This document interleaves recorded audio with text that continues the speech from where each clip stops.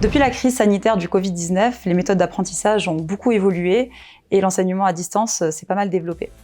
Pour cela, Microsoft a développé un outil qui est Teams Education, qui permet de créer une sorte de classe virtuelle et de collaborer à distance. Je vous propose de vous montrer un petit peu comment ça marche et quelles en sont les principales fonctionnalités.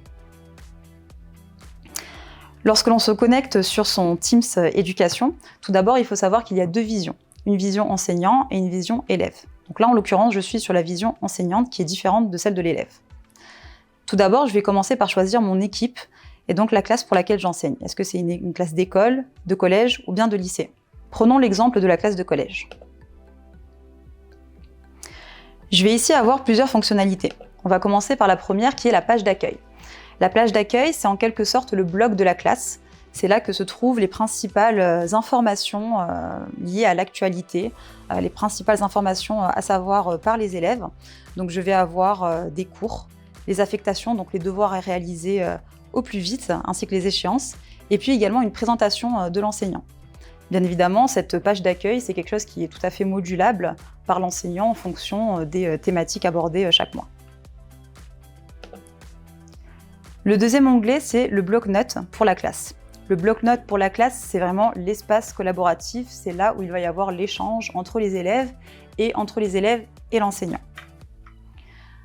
Donc en quelque sorte, c'est un OneNote qui a été intégré directement à Teams.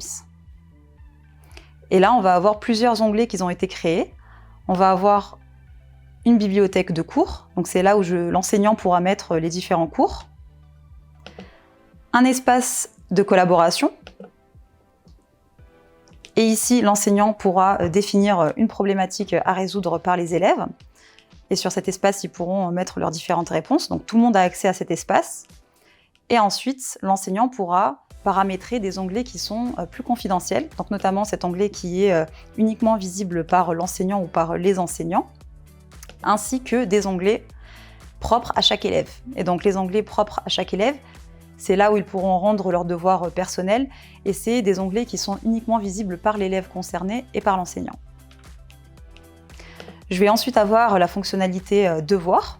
Donc ici, l'enseignant pourra directement créer ses devoirs et puis les affecter. Donc là, je vais avoir les devoirs à venir, les devoirs qui sont pré-annotés, qui ont été rendus, ceux qui sont en retard, dont l'échéance est passée, et puis ceux qui sont retournés.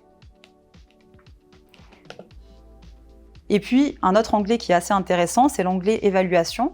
Ça va être un condensé des différentes notes qui ont été mises pour les élèves.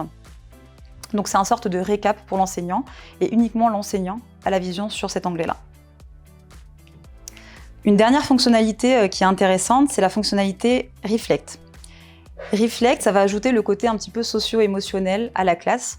On va pouvoir demander le ressenti de l'élève en début de journée, en fin de journée ou bien au cours d'un atelier pour savoir comment il se sent. Et on va pouvoir tout simplement poser des questions. Donc, comment vous sentez-vous aujourd'hui? L'enseignant va pouvoir paramétrer la question qu'il souhaite. Et puis, l'élève aura cette vision. Donc, en fait, il pourra répondre à la question avec un emoji et puis avec un qualificatif pour exprimer son émotion. Est-ce qu'il se sent stressé? Est-ce qu'il se sent donc bonheur? Voilà, c'est une traduction de la langue anglaise au français, donc c'est plus des adjectifs. Donc, il pourra qualifier avec un adjectif ce qu'il ressent. Et c'est assez intéressant parce que ces réponses seront visibles uniquement par l'enseignant. Les élèves ne pourront pas voir ce qu'a répondu le copain ou la copine. C'est complètement confidentiel. Merci à tous d'avoir visionné cette vidéo et je vous dis à très vite.